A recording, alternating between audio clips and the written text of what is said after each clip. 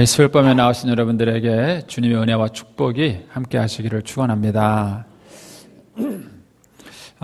오늘 감사 마지막 공부입니다. 네, 책돌이 해야 되는데 수요일 날 우리가 감사를 모두 이제 9번, 지난 주일 날 제가 10과를 미리 했는데, 그래서 이제 모두 10번을 배웠는데 좀 도움이 되셨나요? 별로 반응이 없으시네. 저는 개인적으로 이제 여러분에게 설교를 하기 위해서 그 말씀을 준비하면서 일단은 제가 은혜를 많이 받았어요. 많이 받고, 감사가 참 영적 생활에서 얼마나 소중한 것인가 하는 것을 제 스스로도 다시 한번 이렇게 좀 정리하는 그런 시간도 됐고요. 감사의 삶을 지키기 위해서 끊임없는 노력을 해야 되겠구나 하는 이제 어떤 많은 은혜가 저한테 있었습니다. 어쨌든 저는 은혜가 됐습니다. 여러분에게도 은혜가 되면 좋겠고요. 정말 우리가 그동안 쭉 공부했던 말씀이 저와 여러분의 영적 생활에 큰 축이 되면 좋겠어요. 우리가 이제 다음에 제가 공부할 주제를 용서로 제가 택했습니다. 그래서 이제 용서에 대한 주제를 또 몇 주 공부할 건데, 감사를 또 언제 공부할지 몰라요. 언제 또 이제 공부할지, 몇 년이 지나서 할지 또 안 할지도 모르겠고, 그런데 어쨌든 여러분들이 이번 기회에 이렇게 잘 이렇게 하시고, 또 이 수요일 날 이 어플을 가지고 공부하시는 분들이 많아요. 수요 예배 여러 가지 사정으로 못 나오시는 분들 중에서 의외로 많은 분들이 수요일 날 이 어플을 가지고 공부를 하시더라고요. 그래서 여러분만, 눈에 보이는 여러분들만 경쟁력이 있는 분이라고 생각하시면 안 됩니다. 보이지 않는 곳에서 열심히 하는 분들이 참 많으시더라고요. 그래서 어쨌든 여러분들이 이번 기회에 좀 감사에 대해서 좀 형식적인 것이 아니라 정말 감사라는 그런 태도, 삶, 이런 것들이 우리 신앙과 삶에서 얼마나 소중한가 하는 것들을 좀 잘 정리하는 기회가 되면 좋겠습니다. 자, 이제 오늘 감사 마지막 시간으로 이제 감사와 경외가 어느 관계가 있는가 하는 걸 좀 보려고 합니다. 제가 다니던 학교가 미션스쿨이었어요. 근데 지금도 이제 중학교, 고등학교 다 같은 학교였거든요. 환일중학교, 환일고등학교를 제가 나왔습니다. 이제 미션스쿨이었는데 지금도 그 학교 다닐 때의 그 교훈이 기억이 돼요. 하도 많이 들었을 때 이게 세뇌 교육이 좋은 것 같아요, 그렇죠? 여러분들 지난주 제 설교 기억 못 하시잖아요. 근데 저는 이제 중고등학교 학교 다닐 때 교훈을 기억을 해요. 그게 이제 그 이사장님이 신앙인이었어요. 그래서 이제 신앙으로 학교를 세우려고 애를 썼습니다. 그분 이름이 김예환이에요. 그래서 가운데 자를 따서 예일여고, 끝에 자를 따서 환일고등학교, 이렇게 학교를 세우신 분이에요. 여고도 세우고 남고도 세우신 분이에요. 정말 대단하신 분이에요. 욕은 좀 먹으셨습니다. 근데 어쨌든 신앙으로 교육을 시켜주려고 애를 썼고, 저는 이제 그 학교 다닌 덕분에 예수를 믿었어요. 너무 감사하죠. 근데 그 학교 교훈이 뭐였냐면은 경천 애국 애인이었어요. 경천 하나님에 대한, 거기서 말하는 천은 하나님이죠. 하나님에 대한 경외, 그 다음에 애국, 나라를 사랑하는 것, 애인, 사람을 사랑하는 것. 이제 그게 제가 학교 다닐 때 교훈이었어요. 여러분들이 기억하시네, 학교 다닐 때 교훈? 너무 졸업한 지 오래되셔가지고. 경천 애국 애인인데, 이 경천, 하나님을 경외한다는 거, 하도 많은 얘기를 듣고 컸습니다. 그렇지만 경외라는 이 단어가 그렇게 마음에 가까이 느껴지는 단어는 아니었어요. 이제 쉽게 생각하면 이런 겁니다. 여러분들은 지금 하나님을 경외하고 계신가요? 자신에게 첫 번째 물어보는 질문이고, 만약에 예스라고 대답하든 노라고 대답하든 대답을 했다면 그렇게 대답한 근거가 뭐냐는 거예요. 만약 여러분들이 하나님을 경외하고 있다 그러면 왜 여러분은 자신을 그 질문에 예스라고 대답했다면, 그러면 무엇 근거로 여러분들이 하나님을 경외하고 있다고 얘기하는가 하는 거예요. 수요 예배에 나왔기 때문에 하나님을 경외하고 있는 겁니다, 이렇게 말하는 건가요? 그 근거가 뭐냐 하는 것이죠. 이런 면에서 한번 여러분들이 생각을 해볼 상황할 필요성이 있습니다. 나는 하나님을 경외하는 사람인가?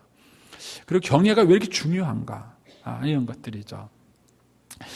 제가 이제 산상기도회 때 경외에 대해서 일부러 시리즈로 제가 설교를 하고 있는데, 우리가 배운 몇 가지 교훈들이 있었죠. 창세기 22장 12절에 보면은 이 성경에서 경외라는 말이 제일 처음에 등장하는 곳이 여기예요. 이 단어가 여기인데, 하나님이 아브라함을 칭찬하는 그 믿음이 경외를 칭찬했어요. 근데 그냥 칭찬한 것이 아니라 이제야 이렇게 말을 해요. 이 얘기는 아브라함이 예수를 약간 75세에 하나님의 부름을 받은 지 요 창세기 22장 사건이 왔을 때에는 짧게는 이제 한 30년, 길게는 한 35년 정도 된 겁니다. 35년도 더 됐을지도 모르겠어요. 이삭의 나이를 몇 살로 계산하느냐에 따라 달라질 수 있는데, 어쨌든 하나님이 30년 기다려서 아브라함한테 계속 기대했던 게 뭐냐면, 아브라함한테 계속 기대하고 소망했던 게 뭐냐면은 경외였어요. 경외. 그러니까 아브라함이 하나님을 경외하는가, 이거를 하나님이 30년 동안 확인해 보고 싶었어요. 근데 확인이 안 된 거예요. 30년 동안 확인이 안 된 거예요.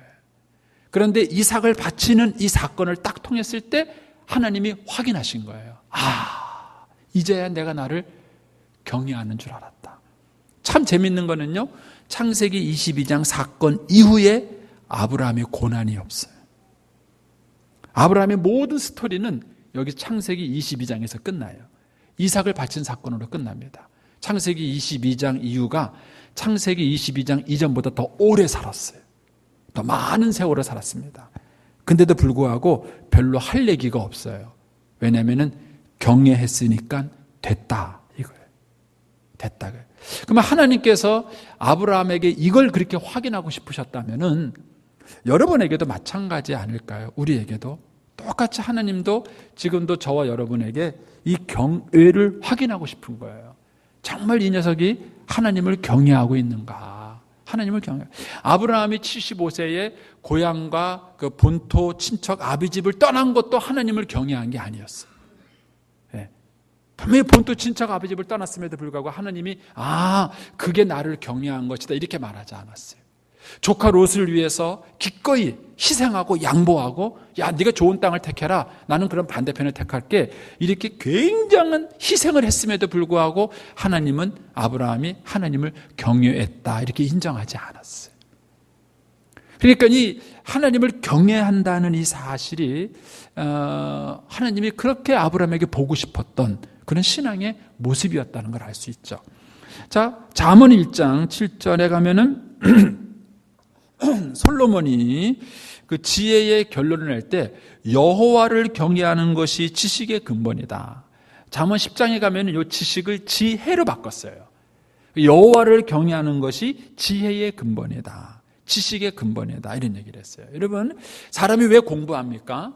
사람이 왜 많은 그런 인생의 지식을 배웁니까? 솔로몬의 결론은 뭐냐 하면은 하나님을 경외하는 것을 배우기 위한 거라는 거예요. 우리가 공부를 많이 하는 결과, 또 우리가 무슨 철학이나 인생에 대한 논의를 많이 하는 결과 그 사람이 내린 결론이 하나님을 경외하는 것이 옳구나라고 배웠다면 그 사람이 참된 걸 깨달은 거라는 거예요. 참된 걸 깨달은 거예요. 사실 이제 이 창조 과학, 창조냐 뭐 진화냐 이런 논의가 있지만은요, 참 똑같은 그 학문을 보면서 다는 거예요. 예를 든다면 그 가가린인가요? 제가 정확하게 기억 못했는데 최초로 그 우주, 이 지구 밖을 나간 사람입니다. 러시아의 우주 비행사, 아마 저는 가가린으로 기억하고 있는데, 그 가가린이 우주에 나갔다가 들어왔을 때 기자들이 물어봤어요. 여러 가지 물어봤지만 그 중에 하나가 무슨 질문이었냐면은 지구 바깥에 나가니까 하나님이 계시더냐, 이 질문이 있었어요. 신이 있었느냐. 근데 가가린의 대답은 뭐였냐면 없었다. 어디 가도 신은 없었다, 이런 얘기했어요. 근데 이제 자존심이 상한 미국이 이제 얼마 후에 아폴로를 쏴가지고 이번에는 우주 밖을 나간 것이 아니라 달나라를 갔다 왔잖아요. 암스트롱이 달나라를 갔다 왔어요. 근데 재밌게도 그때 또 똑같은 질문을 했어요. 기자들이. 참 재밌죠, 기자들이. 거기 가니까 하나님이 계시다냐. 그때 암스트롱은 뭐냐면은 너무 위대한 하나님의 작품 속에서 자기가 압도당한 얘기를 해요. 결국 암스트롱은 거기 갔다 와서 비행사를 그만두고 목사가 됩니다. 그 사건의 계기가 돼서 목사가 되는 거예요. 그러니까 우리가 진정한 지식, 참된 공부를 하게 되면은 그 결론이 어디로 가야 되냐면은 여호와를 경외하는 것이다, 이런 거예요. 근데 반대도 가능하다는 거예요. 저는 이제 제 개인적인 삶과 관계된 거지만은 저는 청소년기 때 예수님을 믿었어요. 그때 하나님을 경외하는 법을 배우기 시작했습니다. 물론 이제 지금의 지식으로 본다면은 정말 그때 하나님을 경외했을까, 이런 것은 여러 가지 많은 부족한 면이 있긴 해요. 그러나 어쨌든 간에 하나님을 늘 의식하며 살아왔습니다. 근데 그게 지금의 제 삶을 되돌아보면은요, 많은 실수를 줄였어요. 나이 50이 넘어서 이제 친구들을 만나요. 동창들을 만나요. 사업했던 친구들, 또 자기 나름대로 꿈을 펼쳤던 친구들, 여러 친구들을 만납니다. 근데 그런 가정 이혼을 한 친구들도 있고요. 또 여러 가지 사업에 어려움을 겪었던 친구들도 있고요. 그런 여러 가지 이제 많은 고비들을 만났던 여러 친구들이 있잖아요. 세월이 많이 지나니까. 그리고 이제 그 친구들이 옛날 모습과 지금 모습들을 비교하면서 만나면서 얘기를 합니다. 그런데 그런 친구들 중에서는 저보다 똑똑했던 친구도 있고 공부도 많이 한 친구들도 있었어요. 근데 결론적으로 놓고 봤을 때 저도 제 인생도 그렇지만 제 주변에 있는 그런 친구들을 놓고 봤을 때에도 지금에 와서 가장 적게 후회하는, 그나마 가장 삶이 아름다워 보이는 친구는 누구였느냐 하면은 하나님을 경외한 친구들이었어요. 직업이 뭐든 뭘 하고 있든 간에 하나님을 경외하면서 산 친구들의 지금의 모습이 가장 아름다워요. 하나님. 이런 면에서 솔로몬이 여호와를 경외하는 것이 지식의 근본이다라고 지적을 한 것이죠. 그만큼 경외라는 것이 중요한 주제예요. 자, 잠언 14장 27절에 보면은 여호와를 경외하는 것은 생명의 셈이니, 이런 얘기를 해요. 생명의 셈이니. 단적으로 그런 얘기를 합니다. 저는 이제 술, 담배를 한 번도 안 했습니다. 아버지에 대한 상처도 있어요. 저희 아버님이 술을 좋아하셨기 때문에 나는 술을 안 먹으리라, 이제 이런 것도 있었긴 했지만은 그것만 가지고 평생 술을 안 먹은 건 아니에요. 제가 예수 믿었다는 그 신앙이 있었기 때문에 술, 담배를 한 번도 안 했는데 지금에 와서 술 안 배운 거, 담배 안 배운 것 때문에 아쉬워해 본 적이 한 번도 없어요. 그때 한 번쯤 배웠어야 되는 건데, 그거 한 번 해봤어야 되는 건데, 이런 후회가 없어요. 오히려 이제 술, 담배 하는 친구들 가운데는 뭐예요? 이놈의 거 배워가지고 좀 끊지도 못하고 막 이제. 이런 아주 간단한 사실이지만 이 잠언에 말하는 거죠. 여호와를 경외하는 것이 생명의 셈이에요. 생명의 셈. 그게 생명의 셈이 될 거라는 것을 잘 몰랐죠. 그런데 그것이 세월을 한참 살아와서 하나님을 경외하면서 하지 않았던 것들이 축복이 되고 은혜가 된 거예요. 축복이 되고 은혜가 된 것이죠. 가정에서 이제 아이들을 키우면서 저는 가능하면 아이들한테 소위 말하는 어른질을 안 하려고 노력을 많이 했습니다. 왜냐하면 아이들이 제 소유라고 생각해 본 적이 없어요. 그리고 제가 아이들에게 무슨 먹을 거, 입을 것도 공급해주고 옷도 사주고 공부도 시키고 그렇죠. 옛날 어른들 하는 것처럼 저도 다 했습니다. 그런데 한 번도 내 돈 벌어서 내가 했다는 생각을 해본 적이 없었어요. 일단 돈도 많이 못 벌었고요. 돈도 많이 못 벌어서 아들한테 해주고 싶은 거 다 해주지도 못했지만은, 그러나 항상 이 소유권이 하나님께 있다는 생각을 잊지 않았어요. 그러다 보니까 아이들에게 그렇게 많은 것을 이렇게 해줘도 한 번도 아이들한테 큰 소리 쳐본 적이 없어요. 아빠가 이렇게 하는데 말이야, 너는 이것도 안 하느냐, 이런 말을 해본 적이 없어요. 그런데 지금 와서 오니까는요, 그걸 안 한 게 정말 잘했어요. 그렇게 안 한 것이 아이들하고 제가 관계를 맺어가는 데 있어서 그게 또 얼마나 큰 축복이 되는가 하는 걸 보게 됩니다. 이런 것들을 처음부터 알고 한 것들은 아니었어요. 솔로몬의 고백처럼 여호와를 경외하는 것이 생명의 셈이 됐고, 그것이 사망의 그늘에서 벗어나게 된 축복을 얻은 것이죠. 그래서 전도서 12장 13절에 솔로몬이 그런 얘기를 하죠. 참 인생이라는 게 헛되고 헛되다. 자기가 해본 걸 다 얘기해요. 1000명의 여자랑 살아본 거, 많은 노비를 거느려 본 거, 돈을 많이 벌어본 거, 포도원도 만들어보고 과수원도 만들어보고 다 해본 얘기를 쫙 해요.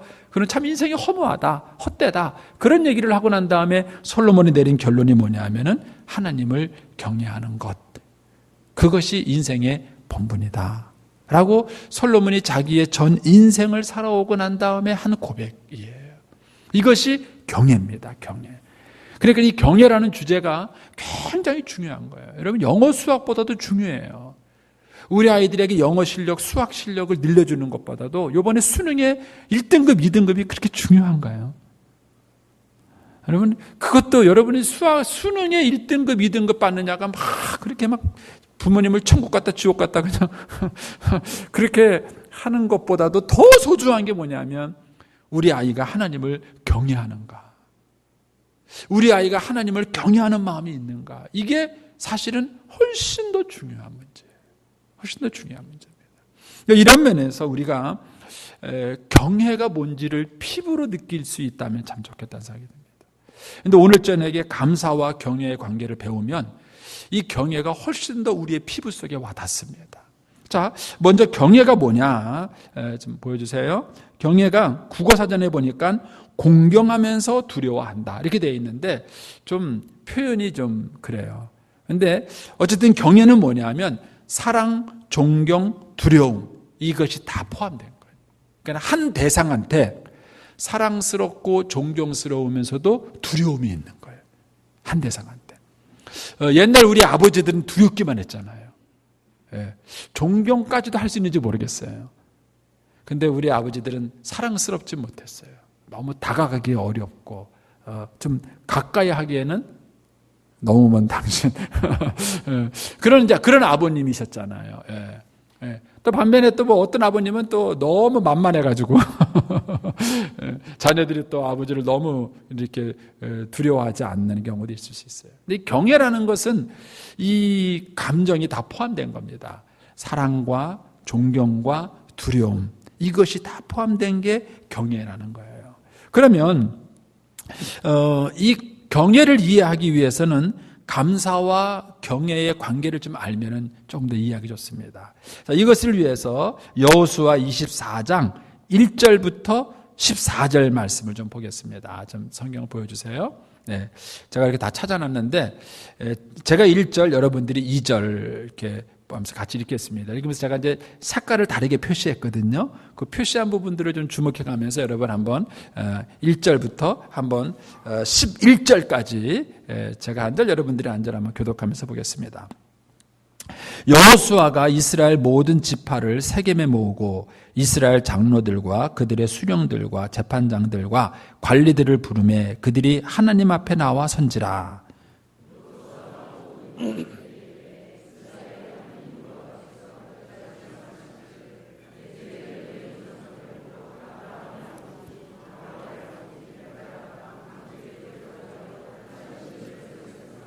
(3절) 내가, 여기서 말하는 내가는 이제 하나님입니다. 여호수아가 아닙니다. 하나님, 내가 너희 조상 아브라함을 강 저쪽에서 이끌어내어 가나안 온 땅에 두루 행하게 하고 그의 씨를 번성하게 하려고 그에게 이삭을 주었으며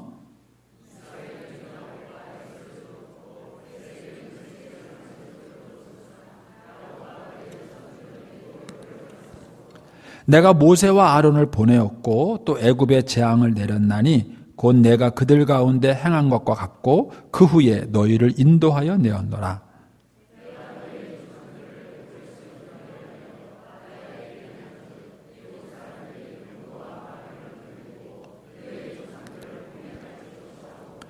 너희 조상들이 나 여호와께 부르짖기로 내가 너희와 애굽 사람들 사이에 흑암을 두고 바다를 이끌어 그들을 덮었나니 내가 애굽에서 행한 일을 너희 눈이 보았으며 또 너희가 많은 날을 광야에서 거주하였느니라.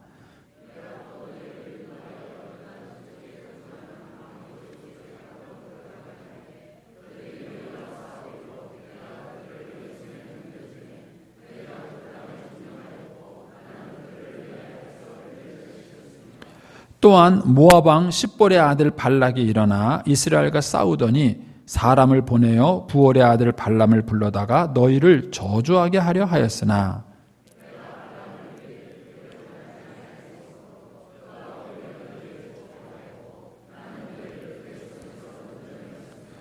너희가 요단을 건너 여리고에 이른즉 여리고 주민들 곧 아모리 족속과 브리스 족속과 가나안 족속과 헷 족속과 기르가스 족속과 히위 족속과 여부스 족속이 너희와 싸우기로 내가 그들을 너희 손에 넘겨주었으며.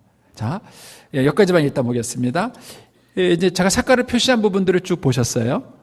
그러면은 여기까지 하나님이 말씀하시고자 하신 의도가 뭘까요? 내가 너희에게 주었다 이거예요. 내가 너희들을 여기까지 오기까지 지켜주었고 돌보아 주었고 너희들에게 주었다. 내가 너희들에게 이런 걸 주었기 때문에 오늘 너희가 여기에 있게 된 거다 이 얘기예요. 이 얘기를 12절에서는 아주 극적으로 표현합니다. 12절에 이렇게 말합니다. 내가 왕벌을 너희 앞에 보내어 그 아모리 족속의 두 왕을 너희 앞에서 쫓아내게 하였으니. 이거는 이스라엘 백성들이 가나안 땅을 점령한 사건을 말하는 거예요. 근데 뭐라고 말하냐면 너희가 전투에서 싸워가지고 그 땅을 쟁취해서 이겼다 이렇게 말하지 않으세요. 왕벌을 보냈대요. 왕벌이 얼마나 가까워요. 하나님 왕벌을 보내가지고 다 물리쳤어요. 그래서 뭐라 그러냐면은 너희 칼이나 너희 활로서 이같이 한 것이 아니다.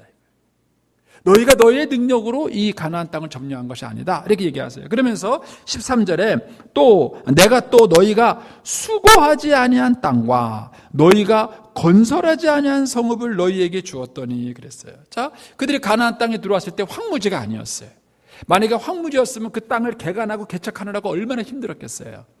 그러나 이미 살고 있던 사람들이 성도 건축해놓고 땅도 개간해놓고 다 한 거예요. 그걸 이들이 와서 점령하고 뺏은 것이죠. 근데 하나님 뭐라 그러셨냐면은 그거 너희들이 수고하지 않은 건데 내가 너희들에게 줬다 이렇게 말씀하셔요. 너희가 그 가운데 거주하며 너희는 또 너희가 심지 아니한 포도원과 감람원의 열매를 먹는다 하셨느니라 그런 거예요. 그러니까 여호수아가 지금 이 설교를 110세에 합니다. 그리고 유언처럼 하는 거예요. 여호수아 24장은 여호수아의 설교의 유언인데 110세에 한 거예요. 자기가 죽기 전에 이스라엘 백성들에게 유언처럼 한 얘기입니다. 유언처럼 한 얘기. 이 얘기를 쫙 하면서 뭘 하냐면은 과거를 회상하는데 그 과거의 회상의 핵심이 뭐냐면 지금까지 하나님이 너희들에게 많은 은혜를 베풀었다. 그거예요. 그게 이제 요까지 얘기의 줄기예요. 그리고 난 다음에 오늘 14절입니다. 14절 교재에도 있지요. 자, 14절 같이 읽어보겠습니다. 그러므로 이제는 여호와를 경외하며 온전함과 진실함으로 그를 섬기라. 너의 조상들이 강 저쪽과 애굽에서 섬기던 신들을 치워버리고 여호와만 섬기라. 그래서 자, 여기 보면은 그러므로라고 말합니다. 그러므로가 뭐예요? 1절부터 12절, 13절까지의 내용이에요. 그 내용의 핵심이 뭐였죠? 내가 너희들에게 이런 많은 은혜를 베풀었다 그거예요. 그러므로예요. 그러므로 뭐하라? 여호와를 경외하라. 따라서 경외는 뭐냐 하면 하나님이 지난날 나에게 베풀어준 은혜에 대한 반응이에요. 그게 경외. 그러니까 경외는 두려움에서 오는 게 아닙니다. 자녀들이 여러분들이 이 원리를 잘 이해하시면은요, 가정에서 부모 자녀 관계, 특별히 아버지의 역할을 규정하기가 참 좋아요. 아버지의 권위를 세우는 방법이 뭘까요? 때리는 거? 아닙니다. 소리 지르는 거? 아닙니다. 무서운 거? 아니에요. 아이들이 언제 아버지를 경외하느냐 하면은요, 지난날 아버지께 받은 은혜가 있어요. 근데 우리 옛날 아버지들은요, 없잖아요. 추억은 엄마야 누나야 강변살자밖에 없잖아요. 아빠하고 만든 꽃밭은 없어요. 그런데 집에만 들어오면 소리 지르셔요, 아버지가. 그러니까 그 아버지는 무서움과 공포의 대상이지 경외의 대상은 아닌 거예요. 근데 경외는 어디서 나오냐면은 힘에서 나오는 게 아니에요. 막강한 능력과 힘에서 나오는 게 아니라 지난날 베푼 은혜에서 나옵니다. 거기에서 경외가 생겨요. 경외가 생깁니다. 자, 교회 안에서 막 시끄러운 일이 생겼어요. 그러면 교회 어른이 나서가지고 뭐 하는 거요? 하고 중재를 해요. 그러면 그 중재가 먹히려면 어떻게 될까요? 그분이 지난날 교인들에게 베푼 은혜가 있어요. 그게 없으면 그 얘기가, 그 중재가 설득력이 없어요. 힘이 없는 거예요. 그러니까 하나님은 이스라엘 백성들에게 하나님을 경외하라 이렇게 말을 했을 때 그 경외의 근거가 뭐냐면 과거의 은혜에 대한 현재의 반응이에요. 이게 경외예요. 그래서 여러분들이 하나님을 경외를 잘 하시려면 먼저 받은 바 은혜가 있어야 돼요. 적어도 그 은혜를 깨달아야 돼요. 그렇지 않고 저와 여러분의 열심으로만 경외가 생기는 게 아니에요. 그러니까 하나님께서 지난날 나에게 베풀어 준 많은 은혜가 있으면 있을수록, 또 거기에 대한 은혜가 깨달음이 있으면 있을수록 우리가 하나님을 경외할 수 있다는 거예요. 그러면 지난날의 은혜에 대한 반응이 뭐예요? 그 다른 말로 표현하면은 감사 아니에요, 감사. 그래서 감사와 경외가 아주 밀접한 관계가 있는 거예요. 감사를 바탕하지 않은 경외는 있을 수가 없다는 거예요. 그래서 좋은 경외심을 가지려고 한다면 먼저 하나님의 은혜를 풍성하게 경험하셔야 돼요. 그래야 하나님을 참으로 경외하는 법을 배울 수 있다는 것이죠. 자, 이번에는 욥을 통해서 한번 보겠습니다. 욥을, 자, 욥기 1장 21절 보겠습니다. 이르되 내가 모태에서 알몸으로 나와 싸운즉 또한 알몸이 그리로 돌아가올지라 주신지도 여호와시오 거두신지도 여호와시오니 여호와의 이름이 찬송을 받으실지니라 하고 이 모든 일에 욥이 범죄하지 아니하고 하나님을 향하여 원망하지 아니하니라 그랬습니다. 자, 욥이 엄청난 어려움을 당했어요. 그런데 하나님을 원망하지 않았습니다. 어떻게 그럴 수 있었을까요? 욥이 하나님 엄청난 어려움을 당하고도 하나님을 원망하지 않았던 이유는 뭘 인정했느냐 하면은 하나님의 주권을 인정했기 때문에 그래요. 주신 이도 여호와시오, 취하신 이도 여호와시오. 하나님이 주인이라는 사실을 이거를 철저하게 욥이 인정했어요. 그러니까 지금 벌어진 일은 좀 불만이야. 뒤에 욥기를 읽어보면은 욥도 썩 만족스러웠던 건 아니에요. 지금 상황은 자기한테 불만이긴 하지만 그러나 그것 때문에 원망하지는 않았어요. 왜냐하면 하나님의 주권을 인정했기 때문에 그렇습니다.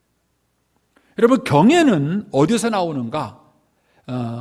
이렇게 원망하지 않는 마음에서 경외가 나오는데 그 원망하지 않은 마음을 가지려고 한다 그러면 여러분들이 하나님의 주권을 인정하셔야 돼요. 내 소유가 아니라 하나님의 것이다 라는 거예요. 그러면 열 안 받으세요. 열 안 받으세요. 근데 이게 하나님의 주권을 인정하지 않으면 하나님 나한테 어떻게 이럴 수 있으세요? 이렇게 되는 거예요. 어떻게 나한테 이래요? 이렇게 말하는 것입니다. 따라서 우리가 하나님을 경외하는 마음을 가지려고 한다면 지난날 은혜에 대한 감사가 있어야 되고 동시에 하나님의 주권에 대한 인정이 있어야 돼요. 이것이 있을 때 하나님을 경외할 수 있게 되는 거예요. 자, 이번에는 신명기에 있는 말씀을 가지고 한번 살펴보겠습니다. 신명기 8장 14절. 내 마음이 교만하여 내 하나님 여호와를 잊어버릴까 염려하노라. 여호와는 너를 애굽 땅 종되었던 집에서 이끌어내시고 너를 인도하여 그 광대하고 위험한 땅, 위험한 광야 곧 불뱀과 정갈이 있고 물이 없는 간조한 땅을 지나게 하셨으며 하는 말이 나옵니다. 그럼 여기 내용을 이렇게 보면 하나님께서 신명기에서도 모세를 통해서 이스라엘 백성들에게 얘기하실 때 항상 무슨 얘기를 하시냐면은 40년 동안 광야길에서 있었던 일을 좀 기억해라 이런 얘기예요. 40년 동안 광야길에서 있었던 일을 기억해라. 그 광야길은 어떤 땅이었죠? 거기 말했죠? 위험한 땅, 광대하고 위험한 땅, 불뱀과 정갈이 있는 땅, 물이 없는 간조한 땅이에요. 그러니까 아주 사람 그냥 살기에는 안 좋은 땅이에요. 근데 이런 땅이기 때문에 하나님의 은혜를 경험하기는 너무 좋은 땅이에요. 하나님의 은혜를 경험하기 너무 좋은 땅이에요. 여러분 신앙생활에 있으셔서 여러분의 삶 속에 다 어려움이 있으셨잖아요. 어려움이 없이 신앙생활하는 분이 어디 있겠어요. 근데 그 어려움을 극복했다는 것보다도 더 중요한 게 뭐냐면 그 어려움을 극복해 나가는 과정에서 어떤 하나님을 경험했느냐는 거예요. 아주 중요한 겁니다. 저는 이제 이 원리를 이제 가정에다가 적용을 시켜서 젊은 애들한테 가르쳐요. 너희들이 젊었을 때 애 낳고 기르는 게 얼마나 힘드냐. 그러면은 잘 살아오다가 애 낳다 보면 짜증이 생겨요. 애기 엄마는 막 애 챙기고 막 그래야지. 남편은 남편대로 막 밖에 나서 일하고 들어와서 막 힘들어서 좀 아내가 좀 위로해줬으면 좋겠는데 아내는 막 그냥 애 보느라고 정신 없잖아요. 그렇죠? 예. 그러면서 또 남편한테 뭐 어린애처럼 그런다 그러죠. 뭐. 그러니까 남편이 집에 들어가기 싫잖아요. 안 그런가요? 아멘 해주셔야 뭐 제가 더 열심히 얘기를 해줄 텐데. 집에 들어가면 뭐예요? 막 짱짱을 대잖아. 그러니까 남편들이 자꾸 집에 안 들어가요. 뭐 회사에서 회식 있다, 뭐 있다. 그래가지고 들어가도 되는데 안 들어가요. 건수만 있으면은요. 왜요? 어차피 집에 들어가봤자 푸대접 받아요. 예. 아내의 눈에는 오직 누구만 있어요? 애기만 있어요, 애기만. 그러니까 뭐 남편들이 바깥에 나가고 뭐 이렇게 이게 살다 보면은 이제 부부 사이는 깨지는 거예요. 근데 그때 이제 그런 거예요. 아이를 키우는 것이 사랑의 갈등인가, 사랑의 경험인가 하는 거예요. 저도 처음에 그런 경험이 있었어요. 애 낳기 전에는요, 너무 잘해주는 거예요. 그럼 나밖에 없으니까. 해주지 말라 그래도 뭐 옷도 챙겨주고, 밥도 챙겨주고, 뭐도 챙겨주고, 뭐 그냥 너무, 됐어. 그래도 막 너무 챙겨주는 거예요, 막. 그런데 애를 딱 낳는 순간은요, 서서히 달라진 게 아니라 싹 달라졌어요. 애를 딱 낳는 순간, 막 넥타이도 안 챙겨주고, 막 옷도 안 챙겨주고, 막 그냥 밥이 어딨어요, 밥이. 네 알아서 먹어라, 뭐. 그 완전히 그냥 이게 어느 날 싹 뚝 잘라지는 거예요, 막. 남자 입장에서는 막 배신감을 느끼는 거예요, 막. 근데 밖에 나가서 일하고 들어오면은 집에 와서 저녁을 먹고 싶을수록 배고프잖아요. 안 그래서 아멘이라도 해주세요, 뭐. 밖에서 일을 열심히 해요. 그러면 집에 들어오면 밥 달라는 게 당연한 거 아니에요? 근데 애 낳기 전에는 밥 달라고 그런 걸 짜증 안 냈어요. 밥 차려놓고 기다렸다고요. 그 밥 달라면 얼른 해주고 막 그랬어요. 근데 애 낳고 나니까 밥 달라고 이렇게 짜증 내는 거예요. 지금 여기 얘 키우는 거 안 보이냐고 막 그러는 거야. 은근히 열받아요. 그리고 아내 곁에 갈 수가 없어요. 애가 다 뺏었으니까 아내를. 그러니까 가끔 보면요, 누구랑 질투하느냐면 내 새끼하고 질투하는 거예요. 이걸 참 뭐라 그럴 수도 없고 애하고 질투하자니 자존심 상하고 정말 그러잖아요. 막 남자들의 마음이 그런 거예요. 여성 여러분 좀 이해하세요. 어느 날 좀 그래요. 여자들이 볼 때는 남자들이 좀 이렇게 애 같아 보이잖아요. 그래도 어쨌든 결혼해서 마누라가 있는 건데 어떻게 된 거야 이게 막. 그래서 보면 막 사는 거예요. 저도 그런 거예요. 근데 뭐라고 말을 할 수도 없고 아내가 뭐 놀면서 안 해주는 것도 아니니까 뭐라고 말을 했어. 근데 섭섭은 해요. 이해는 되는데 섭섭은 해요. 그럼 어떻게 하면 좋죠? 이게 이제 괴리 현상이 벌어지는 거죠. 근데 저는 참 그때 감사한 게 어쨌든 좋은 이렇게 가이드를 잘 받았어요. 그래서 하나님께서 이제 지혜를 주신 게 바꿔서 하면 된다. 제가 아내한테 그랬어요. 애는 내가 챙길게. 젖 먹이는 건 제가 볼 때는 모유수유 해야 되니까. 그건 당신이 하고. 그 외에는 내가 할게. 그래서 애는 내가 챙길 테니까 당신이 날 챙겨. 예를 든다면 이제 밖에 나간다. 밖에 나가면요, 애 기저귀 가방이면 내가 챙기는 거예요. 대신에 당신이 나 옷 골라주고 내 옷 챙겨주고 그러는 거예요. 어차피 시간은 똑같이 들은 거 아니에요, 그렇죠? 아내가 기저귀 가방 챙겨온 동안 내가 꺼내서 옷 입는 거나 내가 챙겨주고 아내가 챙겨서 입는 거나 똑같은 거예요. 근데 참 신기한 거는요, 달라요. 아내가 기저귀 챙기고 저는 제 옷 입었으면은요, 제 마음속에는 아내가 나한테 관심이 없다. 아내의 마음속에는 남편이 도대체 내 육아에 관심이 없다. 그랬을 거예요. 근데 이걸 바꿔서 하고 나니까는요, 이게 상황이 다른 거야. 여전히 아내는 나를 사랑해주고 관심이 있구나. 아내의 마음속에는 남편이 내 육아를 도와주고 해주는구나. 똑같은 에너지와 시간인데도 방법을 살짝 바꾸니까는요, 전혀 다른 거예요. 오히려 그 어려운 순간들이요, 위기의 순간인 거예요. 저희 어머님이 참 우리 아내를 시집살이 많이 시켰어요. 근데 참 재밌는 거는요, 저도 그렇고 우리 아내도 그렇고 우리 어머님에 대한 상처가 많지 않아요. 없다고는 말하지 않겠습니다. 그러나 많지는 않아요. 근데 그 이유가 뭐냐면 짐을 같이 졌기 때문입니다. 짐을 같이 졌어요. 어머님의 문제를 아내 혼자 문제라고 생각하지 않았어요. 둘이 의논하고 작전을 짜고 얘가 어떻게 했으면 좋겠는가 얘기를 했어요. 그러니까 오히려 혹독한 시어머니가 있는 것이 아내와 저 사이를 연합시켜 줄 수 있는 계기가 된 거예요. 자, 제가 이제 무슨 얘기를 하고 싶은 거냐면 여러분들이 사막의 간조한 땅 어려운 시간들을 지나는 시간이 인생에 반드시 있어요. 근데 그 시간이 있어야 하나님의 선하심을 경험하는 거예요. 그 어려운 순간이 있어야 하나님이 내 기도를 들으시고 응답하신다는 걸 경험하시는 거예요. 그걸 경험해야 여러분들이 하나님이 좋으신 분인 줄을 알 수 있어요. 근데 부부도 마찬가지예요. 갈등이 있고 어려움을 겪어보지 않고는 저 남자가, 저 여자가 나를 얼마나 사랑해 주는지 몰라요. 하나님은 저와 여러분의 인생에 반드시 필연적인 갈등과 어려움을 주는 거예요. 그런데 그 갈등과 어려움을 주는 이유가 뭐냐면요, 그게 이제 하나님의 돌보십니다. 여러분, 저와 여러분의 인생 속에서 간조한 땅, 강고한 땅, 어려운 시기를 지나는 이유는 영적인 면에서는 하나님을 경험하는 시간이에요. 하나님이 얼마나 좋으신 분인지, 하나님이 얼마나 전능하신 분인지를 우리가 그런 어려움의 시간을 지나지 않고는 결코 깨달을 수 없어요. 그리고 그거를 경험해야 그 경험이 앞으로를 살아가는데 힘이 되는 거예요. 아, 그때 그 광야 40년 그 기간에 하나님이 우리를 이렇게 인도하시고 지키셨지 하는 그 은혜의 경험이 우리에게 필요한 거예요. 그리고 가정 안에서도 이 경험이 필요한 거예요. 여러분, 혹시 부부 사이에 갈등과 어려움이 있거든 오히려 축복의 기회를 삼으세요. 왜냐하면 그 시간들이 서로에게 상처를 줄 수도 있지만 서로가 서로를 얼마나 사랑하고 이해해 주는지를 이해하는 시간이 될 수도 있다.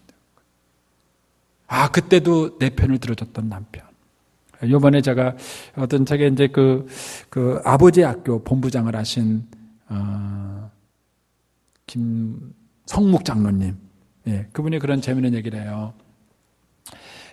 자기가 너무 아내 마음을 몰랐대요. 그래서 어느 날 이제 아내 좀 이해해 주려고, 아내 머리 이쁘다 그러니까 아내가 그러더래요. 한 달 전에 했잖아 그러더래요. 그래서 그때 막 와가지고, 야, 아니 그 옷 너무 이쁘다 그러더니까는 입은 지 3년 됐어. 도대체 아내 마음을 맞추기가 너무 힘들더래요. 근데 이제 한 번은 어느 날 이제 식당에서 밥을 먹는데 송혜교가 나온 거예요. 저 연예인 누구지? 그러니까 송혜교잖아. 그러니까 너무 아내가 너무 이쁘다 그랬대요. 근데 그 말을 탁 듣는 순간 나는 당신이 더 좋아 그랬대. 예, 나는 당신 송혜교보다 당신이 훨씬 더 좋아 그랬대요. 예, 그날 점수 딴 겁니다. 자, 무슨 얘기인지 이해하시겠어요? 자, 하나님께서 우리를 간조하고 건전한 땅을 지나게 한 이유는 뭐냐면 그 시간을 통해서 하나님의 선하심, 하나님의 전능하심을 경험하게 하신 거예요. 그리고 이 경험을 토대로 우리가 하나님을 경외할 수 있도록 우리를 이끌어 가신다는 것입니다. 이것이 저와 여러분의 인생 속에 있는 어려움과 시련의 의미들입니다. 그래서 우리들은 이런 시련과 어려움의 시간을 지날 때마다 무엇을 확인해야 되냐면은 하나님의 선하심, 하나님의 주권, 하나님의 능력 있으심을 우리가 경험해야 되는 거예요. 그리고 그런 경험들이 우리 안에 쌓이게 됐을 때에 그것이 우리로 하여금 하나님을 경외할 수 있는 바탕이 된다는 것입니다. 자, 그래서 이제 오늘 문제 3번으로 한번 가보십시오. 거기 보면 이제 오늘 본문이 되는 말라기서 얘기가 나와요. 이 말라기서 3장 13절에 보면 13절에 보시면 여호와가 이르시되 너희가 완악한 말로 대적하고도 이르기를 우리가 무슨 말로 주를 대적하나이까 그렇게 얘기를 해요. 여기 보면은 이스라엘 백성들이 하나님을 지금 대적하고 있어요. 근데도 정작 본인들은 뭐냐면 내가 언제 하나님을 대적했어요? 나 그런 일 없는데요? 이렇게 말을 하는 거예요. 여러분, 이런 게 참 위험한 것입니다. 요한계시록에도 보면 라오디아의 교회가 가요. 우리는 부유하다, 벌거벗은 것이 없다, 너무 좋다 이렇게 말을 했는데 하나님은 뭐라 그랬냐면 야, 좀 안약을 사다가 좀 눈에 발라. 너네 벌거벗었잖아. 너네 지금 가난하잖아. 이렇게 말을 하는 거예요. 그러니까 우리가 가장 위험한 게 뭐냐면은 영적인 눈이 어두워지는 거예요. 그래서 자신의 영적 현실에 대해서 깨닫지 못하는 게 이게 가장 위험한 거예요. 실패하는 것보다 더 위험한 거예요. 근데 이스라엘 백성들은 이 말라기 시대 때 자기들이 하나님을 대적하고 있었어요. 근데 대적하고 있음에도 불구하고 뭘 대적하고 있는지 모르는 거죠. 우리가 뭐 언제요? 우리가 언제 하나님을 대적했습니까? 이렇게 말을 해요. 그러니까 이제 하나님이 뭐라 그러시냐면 14절에 이는 너희가 말하기를 이렇게 말해요. 여러분, 우리가 하나님을 대적하는 것 중에서는요, 말이에요, 말. 말이 얼마나 중요한지 모릅니다. 말로 하나님을 예배할 수도 있고요, 말로 하나님을 대적할 수도 있어요. 근데 이스라엘 백성들은 이 말로 하나님을 대적했어요. 그럼 어떤 말이냐? 자, 14절에 보시면 이렇게 말해요. 하나님을 섬기는 것이 헛되니 만군의 여호와 앞에서 그 명령을 지키며 슬프게 행하는 것이 무엇이 유익하리요? 이런 거예요. 여러분, 이게 가장 큰 하나님을 대죠. 뭐 예수 믿으니까 뭐 얻어지는 거 아무것도 없네. 뭐 내가 평생 예수 믿었는데 뭐 얻어지는 게 뭐지? 다 헛수고야. 이러는 거예요. 이게 하나님을 원망하고 대적하는 거예요. 대적하는 거예요. 여러분, 자식들이 부모 마음을 가장 아프게 하는 게 뭐예요? 엄마가 해준 게 뭐 있어? 아빠가 나한테 해준 게 뭐 있어? 이 말이잖아요. 뭐 싸가지 없는 것도 그냥 콱 그냥. 근데 영적으로 그런 거예요. 하나님 내가 열심히 믿었는데 헛방이네. 하나님 믿어서 내가 얻어진 게 뭐예요? 다 내가 예수 믿은 거 막 예수 믿어서 내가 좋은 게 없다는 거예요. 이거를 다른 말로 표현하면요, 영적인 피해의식이라 그래요. 여러분, 교회 안에서 이 부분을 정말 조심하셔야 됩니다. 특별히 일을 많이 하시는 분일수록 그래요. 그냥 찬양이 단 안 하시는 분보다 하는 분들이 더 위험해요. 제가 볼 때는요. 이분들이. 왜냐하면 자기들은 뭔가 한 게 있거든요. 막 한 게 있으니까는 뭔가 좀 칭찬을 들어야 되는데 못 들으면요, 피해의식이 있어요. 말이야, 내가 이렇게 열심히 말이야, 남들보다 막 한 40분 일찍 나와가지고 찬양을 이렇게 열심히 했는데도 말이야, 하는 뭔가 이게 피해의식이라 그래요.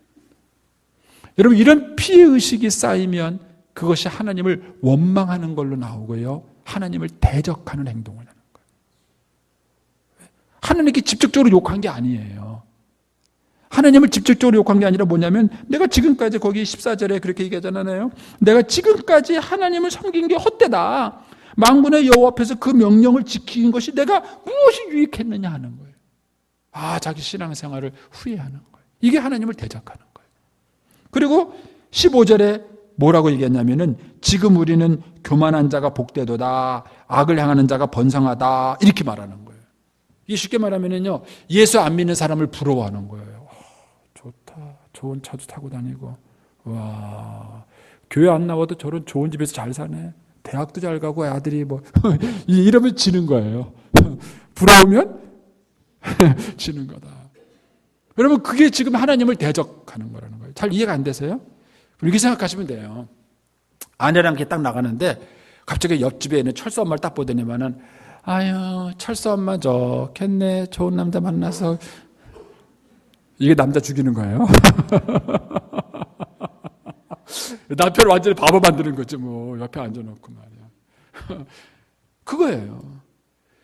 여러분, 우리가 하나님을 믿으면서도 예수 믿지 않는 사람을 부러워한다며, 그게 하나님을 대적하고 있는 거예요. 내가 당신을 만나지 않았다냐, 내 인생이 정말 실수가 당신을 택한 것이다, 뭐 이런 것이 얼마나 그 배우자의 마음에 상처를 주겠어요.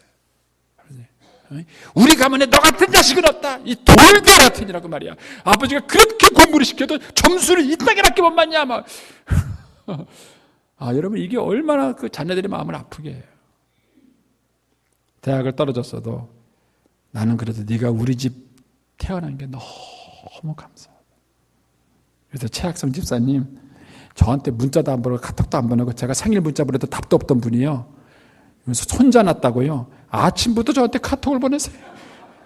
손자부터 으이크 이 방송 듣나 모르겠어. 들으시고. 그걸 아침부터 보내가지고, 그러니까 보고 싶대나 막 그냥. 그래서 막 자랑해. 얼마나 자랑하고 싶겠어요, 그렇죠? 얼마나 멋있습니까, 그게? 아니, 그렇게 기뻐야죠, 자식이. 자녀가 이렇게 기뻐야 되지 않겠어요? 네가 우리 집 아들인 게 너무 기쁘다, 아빠는 네가 내 딸인 게 너무 감사하다, 이래야 될 거 아니에요.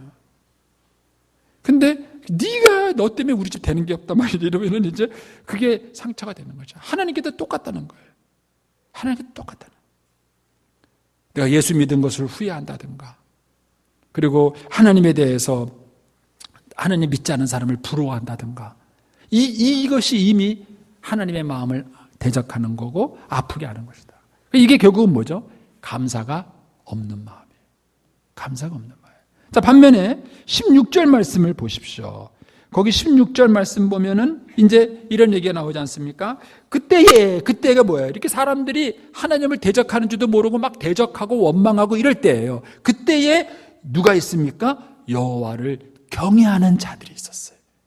근데 그 여호와를 경외하는 자들이 뭐 했냐면요, 피차 말하고 있었어요. 여호와를 경외하는 사람들끼리 말하고 있었어요. 근데 그걸 누가 들었어요?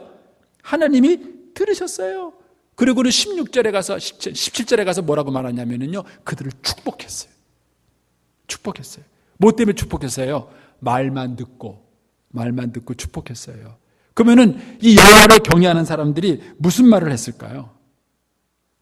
그때에 예수 믿으면 별 볼 일 없어. 뭐 예수 믿으면 나아진 게 뭐가 있어. 뭐 이렇게 말하고 있는 그때에 이 여호와를 경외하는 자들은 뭐라고 말하냐면, 내 일생에 제일 잘한 게 있다면 예수 믿은 거야.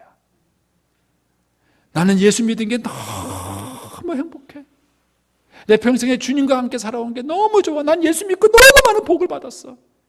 나는 그 주님이 너무 감사해. 이렇게 말하고 있는 거예요. 이게 뭐예요? 여호와를 경외하는 자들이에요. 여호와를 경외한다. 그렇다면 저와 여러분이 여호와를 경외하고 있다면 뭐라고 있다는 거예요? 감사하고 있는 거예요. 만약 저와 여러분의 삶 속에 감사가 없다면, 그 감사가 단순히 하나님 날 뭘 주셔서 감사합니다, 이게 아니라 하나님 내가 오늘 여기까지 있었던 게 감사합니다. 제가 지난주에 설교했던 게 그거잖아요. 사도 바울이 그렇게 말해요. 나를 능하게 하신 하나님. 내가 지금까지 이런 일을 할 수 있었던 것은 하나님이 나에게 능력을 줘서 나를 능하게 했기 때문입니다. 또 뭐라 그러냐면 나를 충성되이 여겨. 하나님이 나 같은 사람을 충성되이 여겨서 이 사역을 맡기시고 이 양떼를 맡기시고 이 일을 했다는 거예요. 그 얘기는 바울이 자기가 지금까지 그 사역자로 살아온 거에 대해서 너무 감사한 마음이 있어요. 근데 그거를 쓸 때가 언제냐면 감옥에 있을 때. 감옥에 있을 때 바울이 그 고백을 한 거예요. 여러분, 예수 믿은 거 후회하세요? 아니면 자랑스러우세요? 모르겠습니다. 저는 목사가 된 게 감사해요. 너무 감사해요. 목사로 살아온 게 너무 행복해요. 감사하고요. 그러면 저와 여러분의 마음속에 하나님을 경외함이 있다면 그 경외함은 바로 감사로 나타나는 겁니다. 무엇보다 감사의 말, 피차 말하는 소리를 들었어요. 경외하는 자들끼리 피차. 여러분들이 모여서 서로 대화할 때 어떤 대화가 주고받는가를 잘 들으세요. 세상 사람들을 부러워하고 원망하고, 내가 지금까지 예수 믿은 거, 뭐 예수 믿어 별 볼 일 없다, 막 후회하고. 만약에 그런 대화를 했다면 여러분들은 하나님을 경외하지 않으신 거예요. 그러나 그 대화 속에서 감사가 있고, 내가 예수 믿고 주님 따라온 게 너무 좋고, 지금의 내 삶의 이 모습 이대로에 대해서 내가 너무 하나님께 감사하며 찬양하는 마음이 있다면 그것이 바로 하나님을 경외하는 것입니다. 그리고 그 경외하는 자에게 어떤 축복을 주십니까? 거기 17절 보세요. 경외하는 자에게 이런 축복을 주십니다. 만군의 여호와가 이르노라. 그 앞에 그 이름을 존중히 여기는 자를 위하여 기념책에 기록하셨느니라. 먼저 하나님은 기록을 해놓으셔요. 기념책에. 이 기념책에 기록했다는 얘기는요, 뭐라 하면 문자적으로 서약하면 기념책이라는 표현보다는 기억하는 책이다, 이런 뜻이겠어요. 여러분, 하나님이 저희들처럼 건방증이 있어갖고 기록해 놓으셨을까요? 그건 아니에요. 이거는 굉장히 상징적 표현이죠. 하나님이 잊지 않겠다, 이거예요. 네가 그렇게 믿음으로 살고 수고한 것에 대해서 하나님은 잊지 않겠다. 잊지 않고 뭐 하겠다? 갚아주겠다. 보상하겠다. 그런 거예요. 경외하는 자에게 축복이 있어요. 그 다음에 17절에 또 뭐라고 말씀하십니까? 만군의 여호와가 이르노라. 내가 정한 그날에 그들을 나의 특별한 소유로 삼으신다는 거예요. 세상에 있는 모든 것이 다 주님의 소유예요. 근데 그 중에서 우리를 더 특별한 소유로 삼으셔요. 그러면서 뭐라 그러냐면은 사람이 자기를 섬기는 아들을 아낀 것 같이 내가 그들을 아낄 것이다. 그러면 저와 여러분에게 주님을 경외하는 것으로 인하여서 이런 축복이 넘치기를 축복합니다. 그것이 감사예요. 그 감사함이 있을 때 우리가 진심으로 하나님을 경외하는 것입니다. 기도하겠습니다. 살아계신 하나님 아버지, 오늘 저희들이 감사와 경외에 대해서 배웠습니다. 참으로 하나님을 경외하는 것이 우리의 인생의 근본이요 축복임을 저희들로 하여금 깨닫게 하시고, 그 무엇보다도 하나님을 경외하는 법을 배우게 하여 주옵소서. 무엇보다 지난날 우리가 받은 은혜에 대한 감사를 잊지 않는 것, 거기서 우리의 경외가 출발됨을 또 배웁니다.